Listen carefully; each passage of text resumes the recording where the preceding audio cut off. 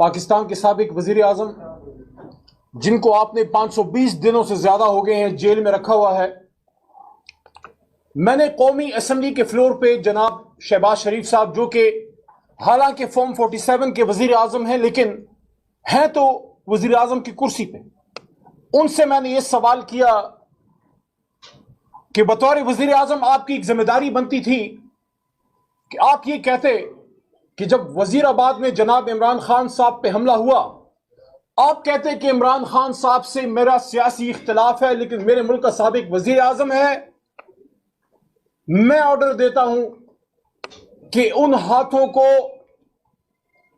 لوہے کی سلاخوں سے باندھ کے جیل میں ڈالا جائے اور ان سازشی عناصر تک پہنچا جائے جنہوں نے میرے ملک کے سابق وزیر اعظم جناب عمران خان صاحب پہ حملہ کیا۔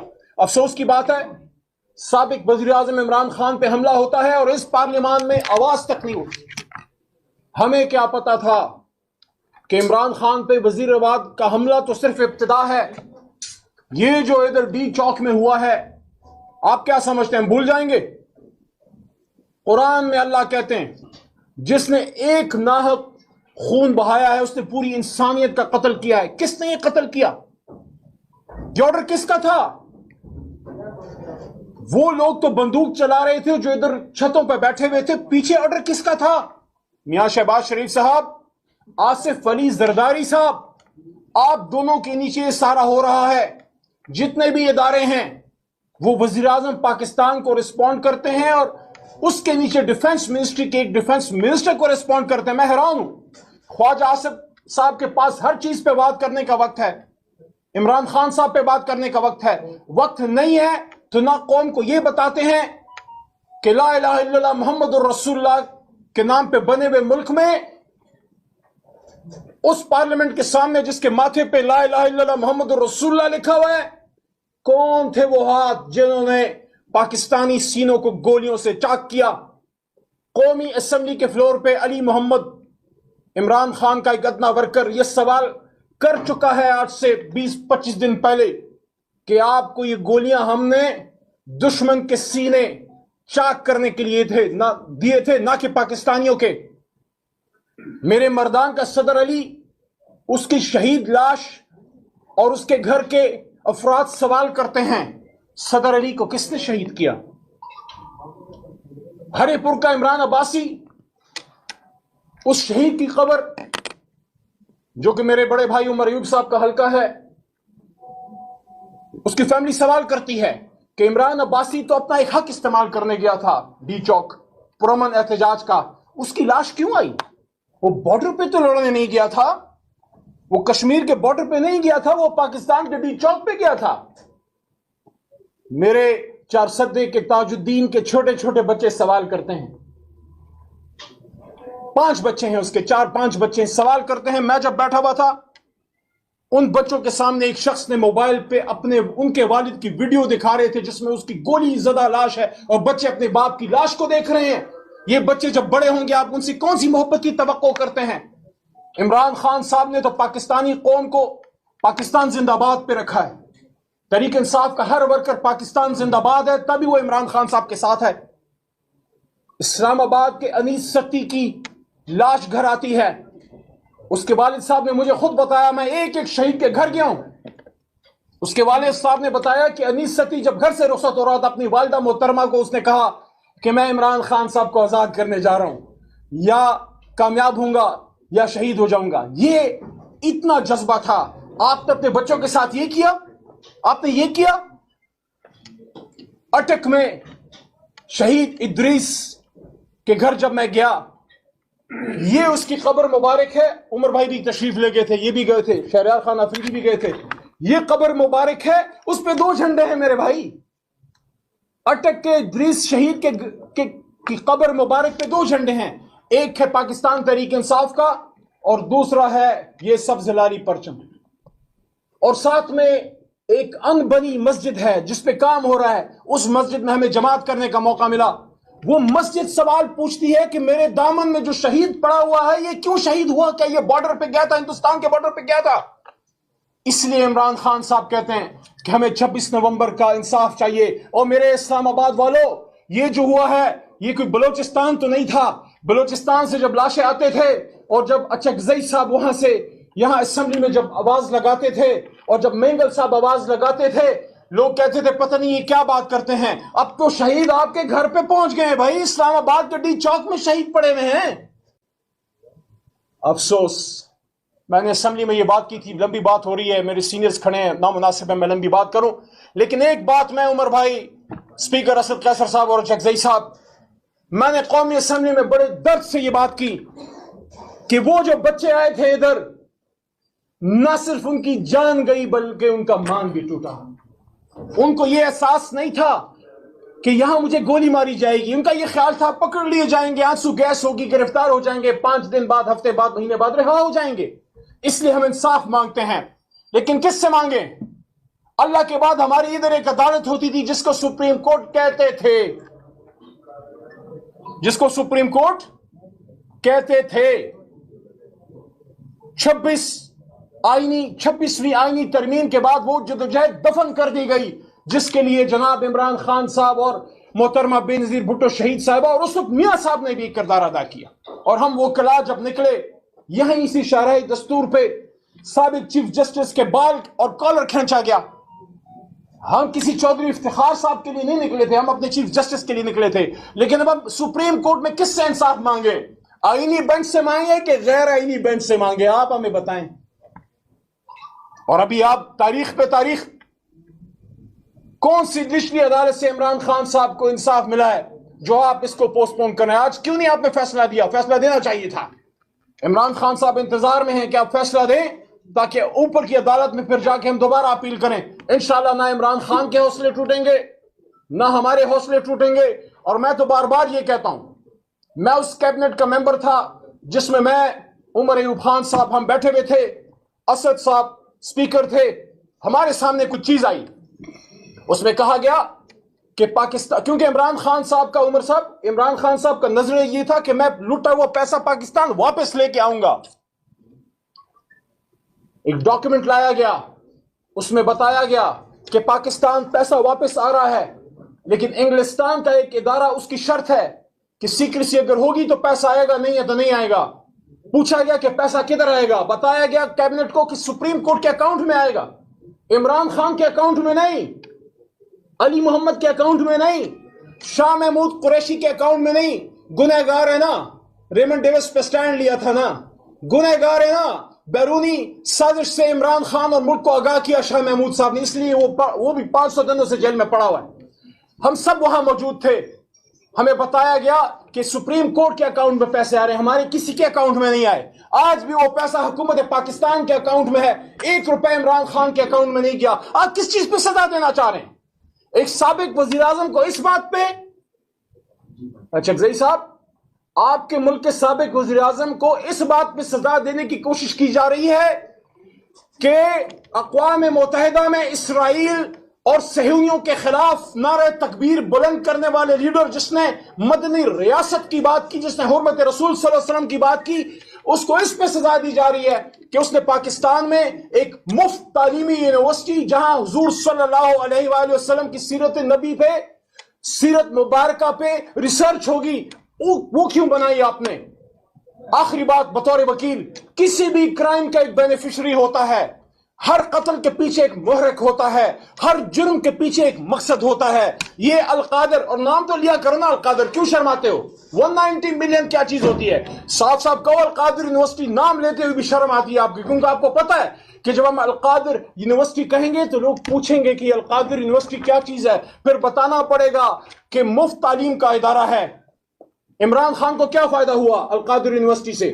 بچے قوم کے مفت پڑھ رہے ہیں. کیا بشرا بی بی کے بچے یا بشرا بی بی کو کوئی فائدہ ہے؟ عمران خان صاحب کو کوئی فائدہ ہے؟ قاسم خان صاحب کو کوئی فائدہ ہے؟ سلیمان خان صاحب کو کوئی فائدہ ہے؟ اس سے بشرا آپا کو کوئی فائدہ ہے؟ کس کو فائدہ ہے حضور؟ فائدہ تو پاکستان کے غریب عوام کو ہے.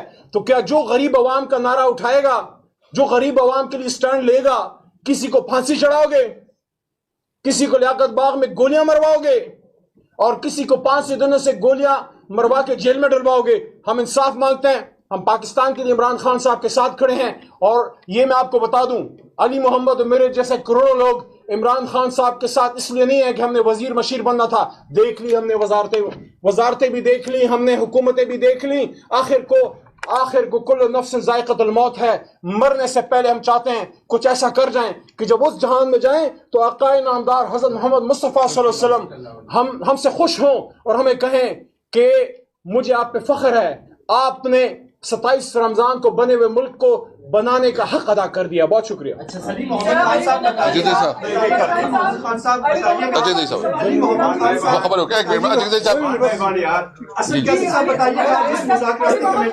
آپ بیٹھے ہوئے ہیں, آپ کہتے ہیں ان کے نیچے سب کچھ ہوا, تو پھر آپ ان کے ساتھ دوبارہ کیوں بیٹھے؟ آپ کو کیا لگتا ہے کہ وہ آپ کو انصاف فراہم کریں گے, جوڈیشل کمیشن بنائیں گے؟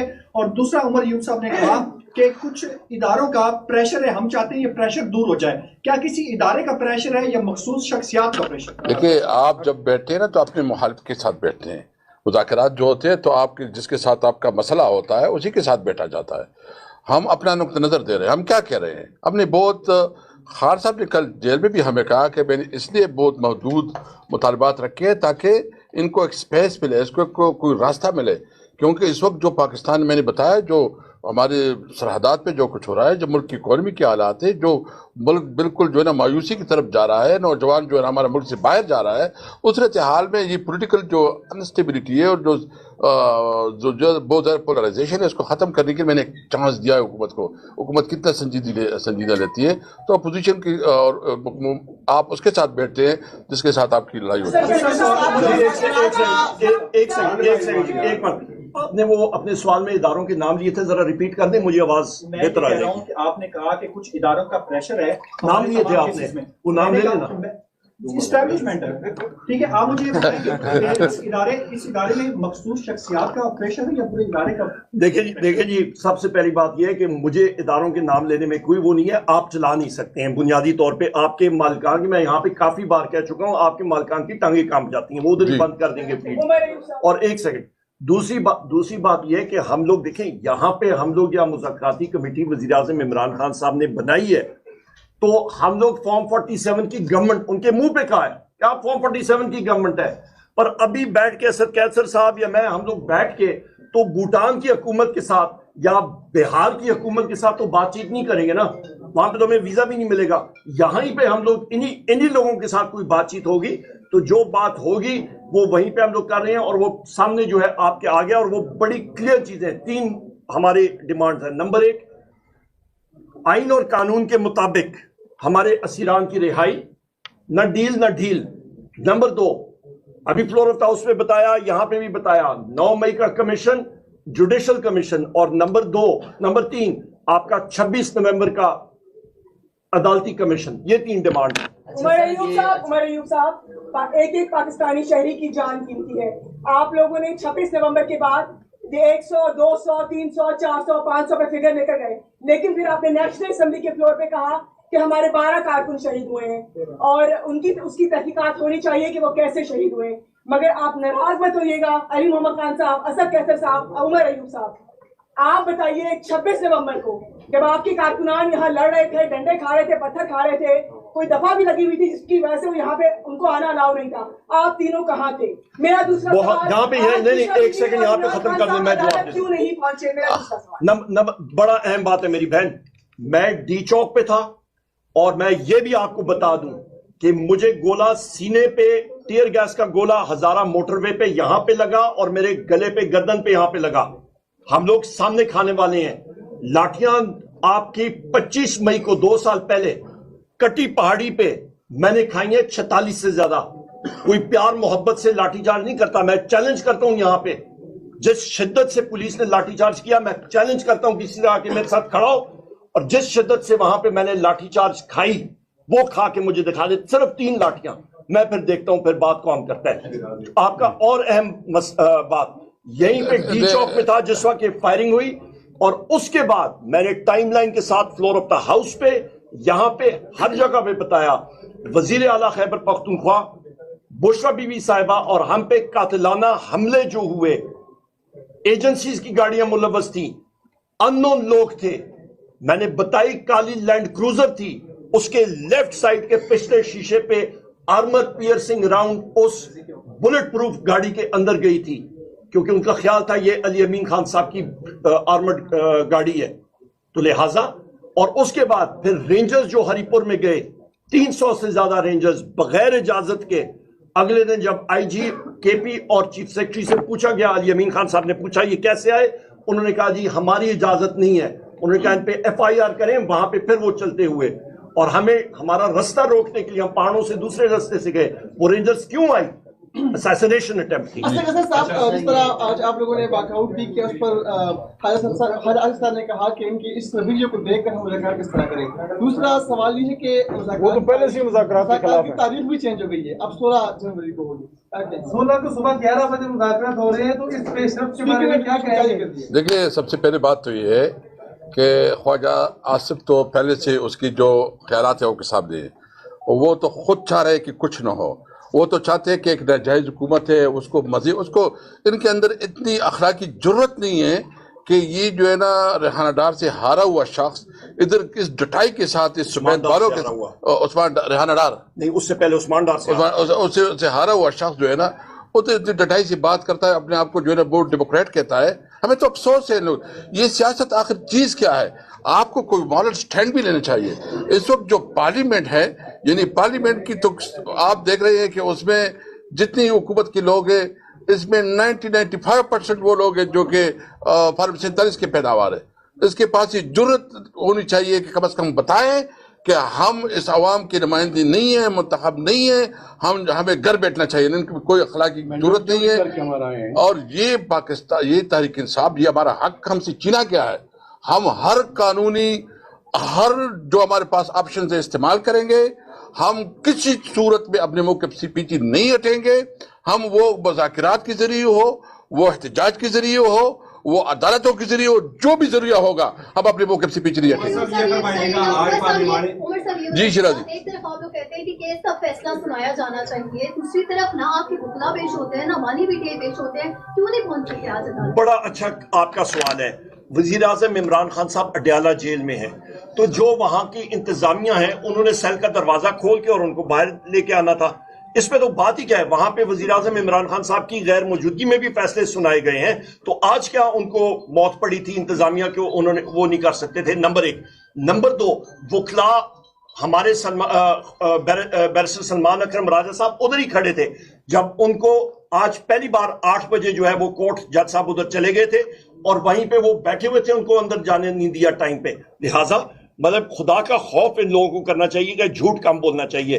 ایک قیدی جو ان کی اپنی تحویل میں ہے وہ کیسے کہہ سکتے ہیں، کس کو بیوقوف بنا سکتے ہیں؟ سر حیدر شرازی، اپوزیشن کی سیاست میں مزاحمت ہو تو مزاحمت مستقل عمل کا نام ہے، مسلسل مزاحمت کرنی پڑتی ہے۔ اس دوران پی ٹی آئی کے یہ جو دوست کھڑے ہیں یا پی ٹی آئی کے رہنما بھی، وہ مستقل عمل ہمیں ایک طرح سے مسلسل نظر نہیں آتا، اچانک مزاحمت کی باتیں ہوتی ہیں۔ اور آج جو موقف اپنایا گیا ہے یہ گزشتہ چند دنوں میں مذاکراتی عمل کی وجہ سے غائب تھا، اور سخت جو موقف تھا وہ نظر نہیں آیا، حالانکہ بانی پی ٹی آئی کہتے رہے کہ عمران خان کہی ہے، بانی کیا کہتے رہے عمران خان کا موقف رہا۔ تو یہ پیمرا کی طرف سے پابندی تو نہیں ہے عمران خان کا نام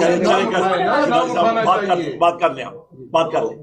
یہ پی ٹی آئی کے جو اس سیاست ہے اس میں تسلسل نظر نہیں آ رہا، کیوں؟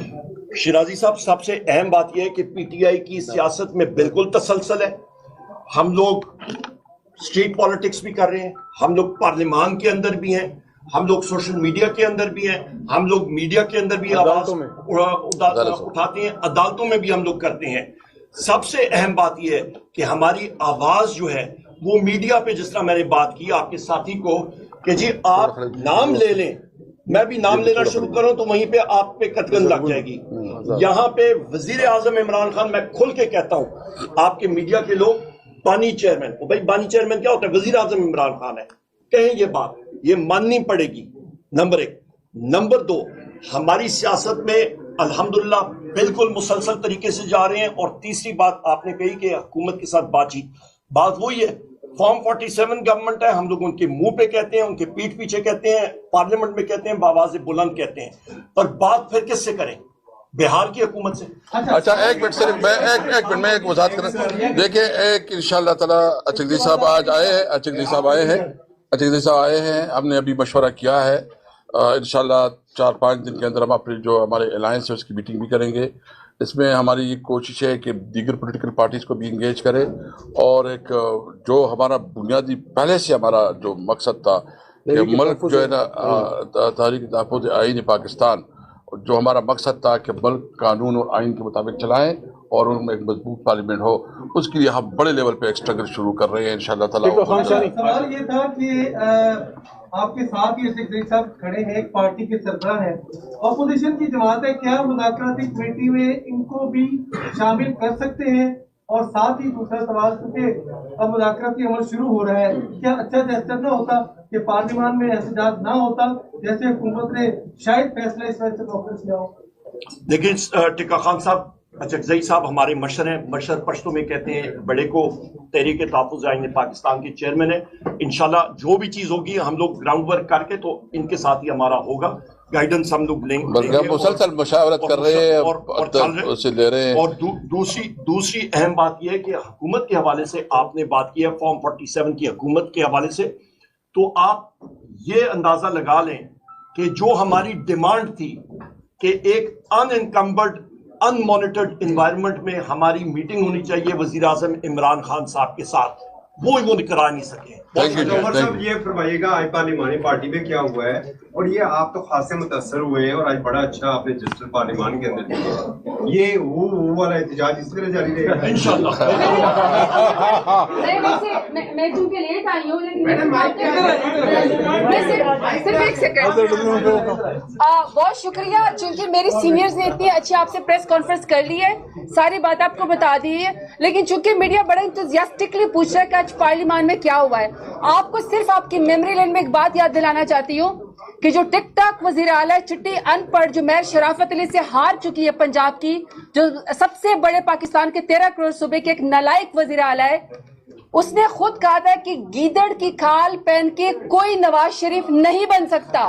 तो सिर्फ पार्लियामान में अगर मेरे साथी एमएनए शहबाज शरीफ जो फॉर्म 47 पे है और नवाज शरीफ अगर उनको याद दिला रहे थे कि आप गीदड़ की तरह चलते, तो इसमें हमारा तो कोई कसूर नहीं है। और आपको पता है कि शहबाज शरीफ ने, चूंकि खुद उनकी सोच कैसी, उन्होंने कौन सा एहतजाज तरीका बताया था, तो मेरे साथी मैंने सिर्फ उनको याद दहानी करा रहे थे कि गीदड़ की काल पे कि आप खुद ही बन सकते, कोई और नवाज शरीफ नहीं बन सकता। हाँ, ये जो तरीका है ना, ये तो फिर जारी बात आप हम 47 वाले वज़ीर आज़म से पूछे, वो आपको बता सकते हैं कि आज इन्होंने कौन सा तरीका निकाला है, कल का तरीका निकाला, परसों का तरीका निकालेंगे।